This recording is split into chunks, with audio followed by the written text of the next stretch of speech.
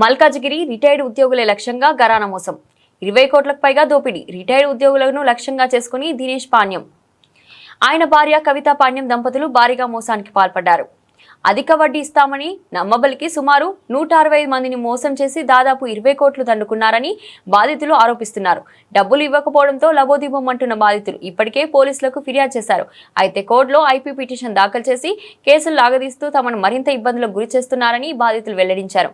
ఈ వ్యవహారంపై ప్రభుత్వం తక్షణమే స్పందించి తమకు న్యాయం చేయాలని బాధితులు విజ్ఞప్తి చేస్తున్నారు.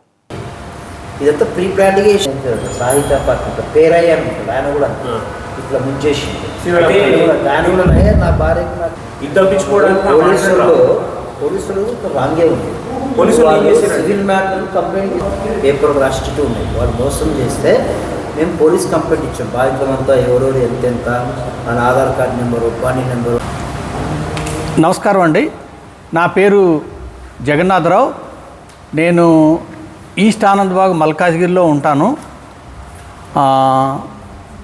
నాకు మిస్టర్ దినేష్ పాండ్యం అతని భార్య కవితా పాండ్యం వాళ్ళతోటి ఒక మోసం జరిగింది.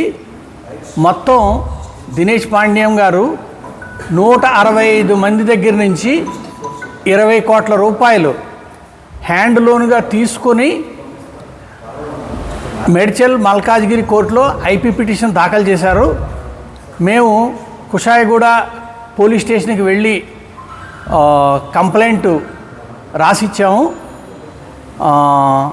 మాకు ఇది ఎంతో కష్టపడి సంపాదించినటువంటి జీవితకాలపు అందరికీ డబ్బులు. ఈ 165 మందిలోనే ఎంతో వృద్ధులు కూడా ఉన్నారు, సీనియర్ సిటిజన్స్ ఉన్నారు. అందుకని మాకు గవర్నమెంట్ తరఫు నుంచి సాయం చేయవలసిందిగా ఇందు మూలంగా కోరుచున్నాము. నమస్కారం.